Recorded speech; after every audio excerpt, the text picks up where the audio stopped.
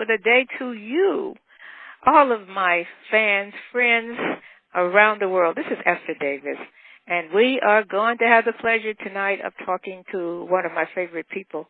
You know what? You probably would recognize the name and the voice, and I call him the Reverend Dr. Mayor Ron Jones. The church that we're talking about, we will be talking about his church, New Hope Baptist Church in South Dallas. We will be talking about the history of that church because they are celebrating their 150th church anniversary. Their history is exemplary, and the most important thing about New Hope Baptist Church and Ron Jones, it's all been documented. So I want to see if he's on yet to talk to me. I heard the sound. Dr. Mayor, are you here? Are you on? I am on, Sister Davis. How you doing? I am doing fine. It's just great to hear your voice. We're talking about you and New Hope. Well, thank you very much. I'm at your service. Oh, well, thank you very much. And I guess I really want to start with, because so many questions are going on right now about Forest Avenue Hospital. Believe it or not, some stories have been written. We want to amplify those stories because I met you and my husband at surroundings New Forest Avenue Hospital. That's exactly right. I remember that. Wow. What were you doing at that time? Well, at that time, I was actually an agent with the Equitable Life Insurance Society of America. Okay. I was one of board top agents in that business, and my target market was the professional industry of attorneys, doctors, and nurses.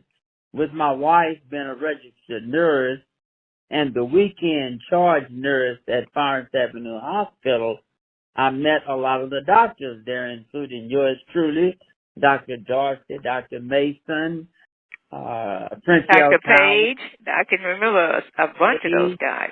Yes, many of them became my clients. They referred me to people, and then Joy, and that's how I ended up meeting you.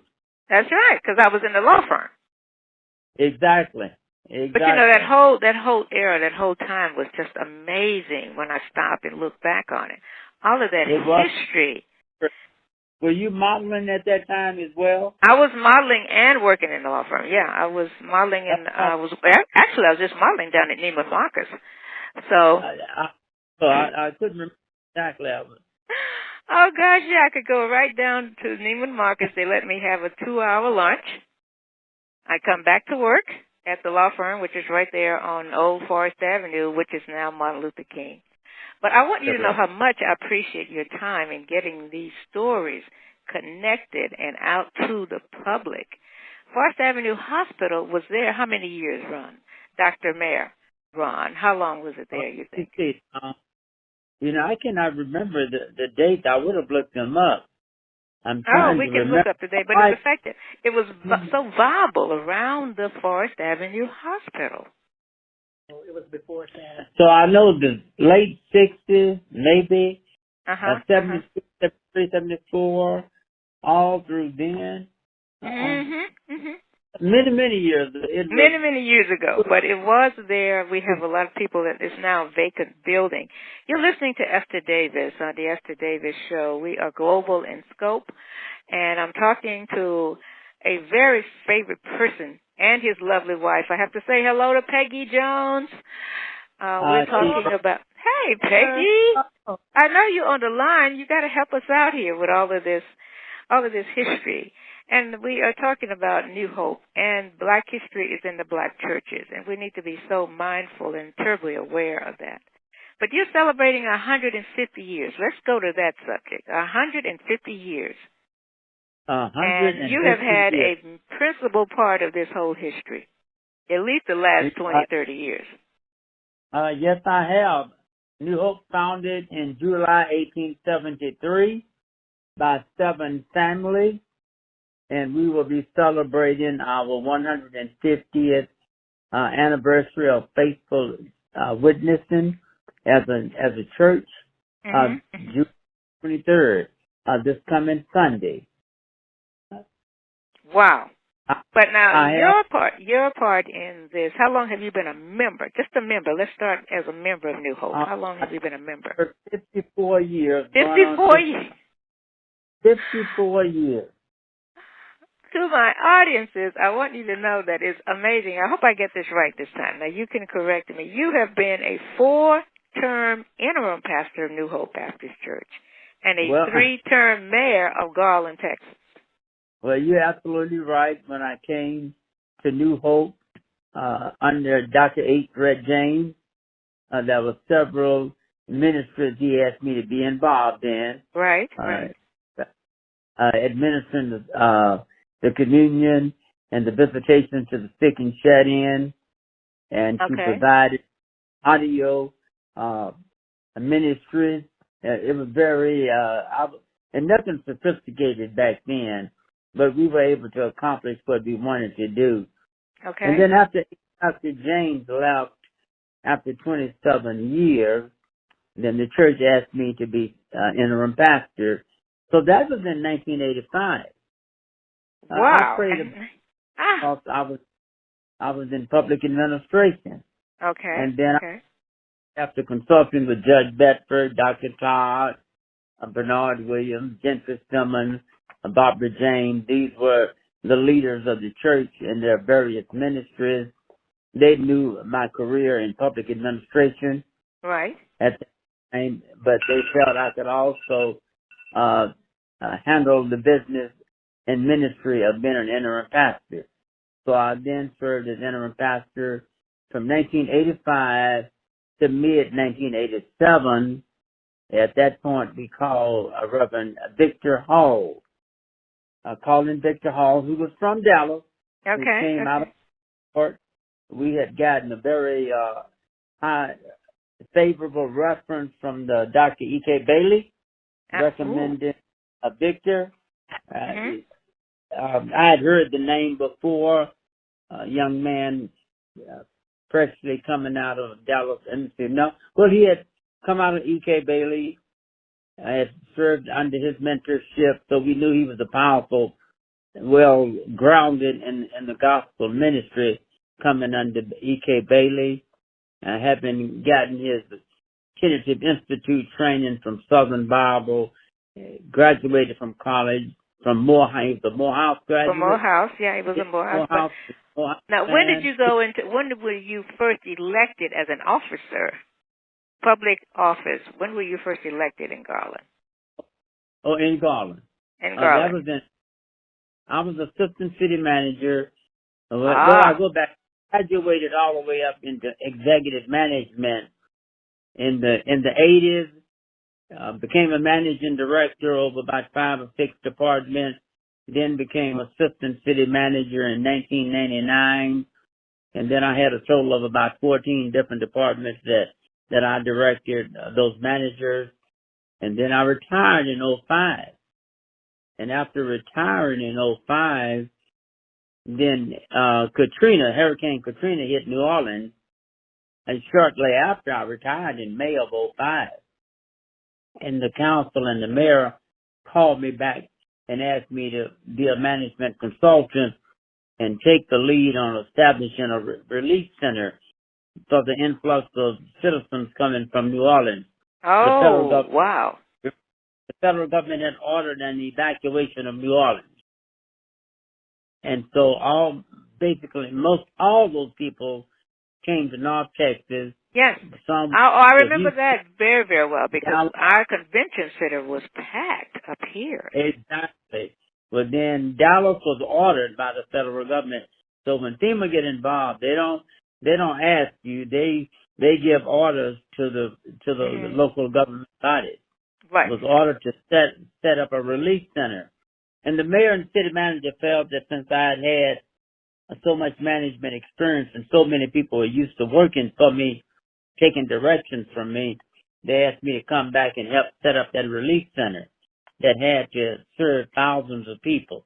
So I came back to retirement and worked and set up the Garland Relief Center for the hurricane victims, providing clothing, providing housing, providing food, providing anything they needed to make sure their families were taken care of.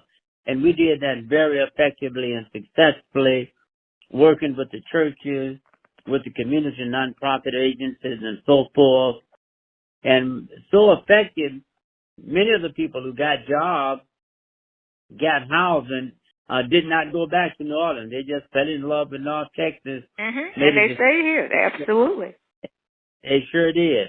So after hold on one moment. I'm talking to the Reverend Dr. Mayor Ron Jones of Dallas, Texas, and we're talking about his illustrious career. We're talking about his famous leadership and the way he's able to put people together and make things work almost immediately. And we're celebrating, the whole city is celebrating New Hope Baptist Church and the 150th church anniversary, but a very, very important part of that whole paradigm and that success has been Ron Jones and his beautiful wife, Peggy Jones. Well, you're kind. Definitely Peggy. But I just give you a quick summary. After that program was very successful, then I fulfilled my contractual duties as a management consultant, went back into retirement and joined my darling wife, visiting the grandchildren. And then the Mayor Day called me again and said, I'm asking you to come back and serve now as the parliamentarian to the mayor and council. When I was a full-time employee, I was the individual charged with teaching the council parliamentary rules of order. Being a National Association of Parliamentarians. Okay. So I did that, and I provided service also to the Chamber of Commerce Leadership Garland Program. So I came back under contract, serving as the council's parliamentarian, not the attorney. The attorney has his part. The parliamentarian has a specific function as an on parliamentary matters and decorum and so forth. So after that contract was over, then I go back to enjoying retirement. At that time, Mayor Day was coming out of office. He had turned down. He couldn't run anymore. And that was a rapid activity of individuals, encouraging individuals to run for mayor. And I was in the mix encouraging people to run for mayor. And I was encouraging the white side new, but I was focusing on minorities because there were several minorities that said they were going to consider to run for the office of mayor. I was encouraging them to do it, and many of them were black. But then they kind of, were backing off, and I was giving them reasons why they could do it, should do it, and many of them just felt it was not good timing. Garland was not going to elect a minority mayor. They were giving all sort of reasons. And I was refuting that very vigorously. And then they flipped it. But being the visionary that you were, I'm sure by that time, you could see the progress that Garland was making. Garland was one of the largest, fastest growing cities in North Texas. Right. And making tremendous progress. Exactly. In all of diversity and inclusiveness. They were doing that before this DEI and all that was popular. And many people didn't know it. Many people still had a concept of the old Garland image, being redneck and all that. Well, and you're going to have some of that anywhere. But we had people that were very progressive in their thinking, not in their necessary left wing. They were progressive in moving ahead and moving up and getting the best talent and the best job to make Garland the city of choice for businesses to locate, for individuals to live and raise a family, and for where the arts and the education would thrive. So that was our goal. And so I would encourage people. They say, well, look, Ron, since you know so much about government, since you are so confident that the citizenry of Garland will elect the best candidate qualified to do the job, why don't you run? You have 29 years experience. You've worked with all these mayors. You've worked with city managers. You know the business establishment. Why don't you run? Well, I thought about it. I said, the answer is I don't have a reason not to run. Now, Except were you serving anywhere at that time as interim pastor of New Hope? I was interim pastor, and matter of fact, in '07, yes, I was interim Okay. pastor. I had been interim pastor 85 to mid '87. Then from Victor left in 1990, mid '91, so I served '91 through '93. And let me see, then we called Dr. Harkins. Yes, I remember Hawkins. All I mean, right. that is such an He amazing. certified And but you Well, did a balancing act there, so because now you're balancing politics and religion. exactly. I was doing that. So when I ran for office, I was serving as the assistant to the pastor because Pastor Walker was senior pastor, and he left in 2009, and that's when I was being elected to be the interim pastor. Excuse me, from 1999. I mean 2009. I was so many times I was getting mixed up a bit. No, it was 2009. 2009, I was elected to be interim pastor while I was still under contract as a management consultant. And then I had become mayor in '07. So I Okay. had been mayor 2 years when I was elected to be interim pastor in 2009. And then my last 18 months as mayor, I was called to be the full-time senior pastor. Wow.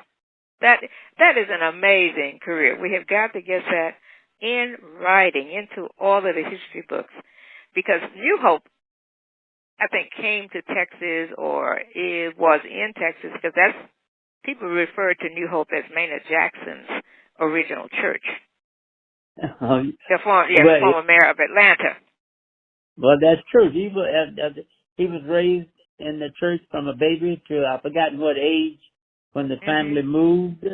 His grandfather, Maynard's grandfather, Alexander Jackson, served as pastor from Peggy, where it is, 1899 to 1936. Do I have it written down somewhere? Yeah, you have Peggy there. You have your historian. Yeah, okay. So Alexander Jackson, Dr. A.S. Jackson, very progressive, was close, had a good relationship with the pastor of First Baptist Dallas, believe it or not. During the age of that all wouldn't be Criswell, will it? Oh no, this is Truett. This is Oh, Truett. okay. That was before Criswell. Yeah, but just this Jim Crow, KKK era and all that. But he was the man that created what they called the Patron League. He brought the high intellectual speakers to Dallas. W.E.B. Du Bois was the annual speaker, good friend of Alexander Jackson. He brought in Booker T. Washington from Tuskegee. He brought in, what is her name? Carol, what is her name, Peggy? She was one of the first, if not the first, one of the first African American women to obtain a college degree. I can't remember her name. Carol Church. Carol Church. Yeah. Oh, I love this history. I absolutely love this history. And somebody who's still around and alive that can share it with us is just phenomenal. What is going to happen on Saturday? Saturday you're having the brunch, and Sunday you get the celebration. Let me tell you what's going to happen, but let me follow up. Alexander was the pastor, and his son was Matt Jackson Sr., who served as senior pastor of New Hope for 12 years, from 1934 to 1945. Now, Maynard Jr. was raised as a baby. The Chambers family used to keep him until they moved, of course, to Atlanta to get in the college educational system. Right. Now, I remember reading that part. All right, and skipping now up to this Saturday, we will have our 150th church anniversary brunch. The brunch will be held at Paul Quinn College in the Isabel Comical Trail Center. So July 22nd at 11 a.m., we will have our brunch. And it may be sold out now. Is it, Peg? I don't know. I'm not sure. I'll check with Mama. Well, I have my table. I will be there. I'm bringing some young. You have your. Yes, I have my Peggy. Table. Peggy has told me I have a table, so I'm excited about that. You just, but Dr. Marcus Cosby is our preacher, the dynamic preacher from Wheeler Street Baptist Church in Houston, Texas. Dynamic man of God, love the Lord, powerful speaker, great leader. So we look forward to that, look forward to worshiping and fellowshipping with you. And then on Sunday, we will be having our official, as Reverend Dr. Damian Williams, who is our senior pastor, says, now this is the 150th Super Sunday celebration. 150 years old. Wow. And we will celebrate our church service at the regular 11 o'clock service. Okay. And the Reverend Dr. Philip Ponter will be our preacher for today. Dynamic, man of God, love the Lord, good leader, follower of Christ. And I encourage you, if you're going to take off from your church once a year, do it this time to New Hope. You know, I have always done that. I'm always going back and forth between New Hope and Greater New Zion. So that is not anything different because, you know, they're both great churches, and we're right behind you guys. We're 149 years old. I know. We have a great relation with your pastor and with the church in general. Yeah, we have the connection. We have a great camaraderie. Dr. Reverend Ron Jones and Peggy have been my guests on the Ester Davis Show. We're talking about Black history in the Black church, and this is one of the pivotal, positive churches, progressive churches in all of America is New Hope Baptist Church. I'm going to look forward to seeing you guys on Saturday, and we're going to finish that article. The first article has already been done. It's by yours truly, Ester Davis. It says Threads, the Audacity of New Hope Baptist Church, because you started a school in 1857. Under A.R. Gregg, yes. Dr. A.R. Gregg. That was the first colored school that led to the first public school for colored, coming right out of New Hope. The park, the A.R. Gregg Park, is right there in the center of Uptown. Many people now driving by there think it is the private park. That is the public City of Dallas Park, and they have built a large monument. Mm-hmm. You sure have. Dr. A.R. Gregg, with the history and the history of New Hope Baptist Church, all ingrained right there. So let me say this about Greater New Zion, because New Hope gave birth to Greater New Zion. Absolutely. And so we are dear to each other. I remember the history about why and how, and that's what we are going to really concentrate on as the rest of this summer, is getting history and history makers like Ron Jones and Peggy into all of the world, because history doesn't belong to it belongs to all of us. It's American history. And it's Black history, it's cultural history, it's South Dallas history, but most importantly, it's American history. Exactly. And I love the fact that you continue to place this emphasis on history. And it's one thing I used to note in government with the interpersonal relations I had with so many cultures, Asian culture, the different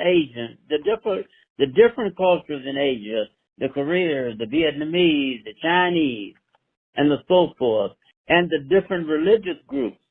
Garland has a diverse group of religious activity and faith leaders, the Muslims, the Buddhists, all that. And I knew all these people. Matter of fact, they all supported me. And they all knew I was a Christian preacher pastor. But they had done their homework on me. They had vetted me. They all would say you are a man of character, a man of morals, and they would say, "You are a man who believes in the Creator God." And we'd rather have a man who believes in a Creator God than a heathen in office any day.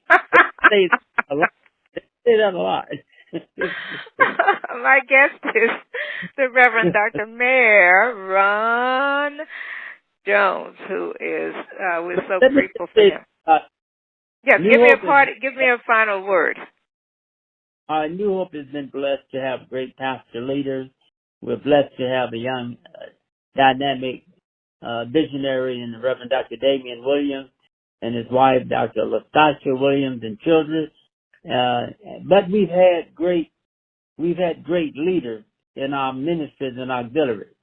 We've had great leaders, deacons, trustees in the Deaconess Council and in our other committees, and they have been noteworthy. They've been very prominent. Attorneys, yes. doctors, they made major contributions to society. Schools named after them: K.B. Polk, Earl C. Anderson, A. Maceo Smith, Fannie Chase Harris. Fannie Chase Harris, who's the mother of Chase Dodd, Frederica Chase Dodd, who's the founder of the Delta. All the Delta people. All of these famous people. Call the roll. I love that. Yeah, I'm just naming these schools. You got Otto Friday School, Dr. Frederick Todd, and you got Judge L.A. Bedford Junior Law Academy, and you got the Albert Black Elementary School that's being built. All these people came out of New Hope. Now I'm going to add this. This is the caveat. Okay. All those last four brothers I named are all Omega men. I knew you were going to do that. I knew you were going to do that. My time is up. My most famous guest has been the Reverend Dr. Mayor Ron Jones and his Dr. wife, Peggy Jones. Lovely, wonderful, beautiful people. And we're talking about Black history and the Black church. Emphasis is on history. Thank you so much. And to all of you, my audiences around the world. You really are. You really are the greatest audience in the world. Thank you, Ron Jones. Thank you. To your audience. Love you. Bye-bye. Bye-bye.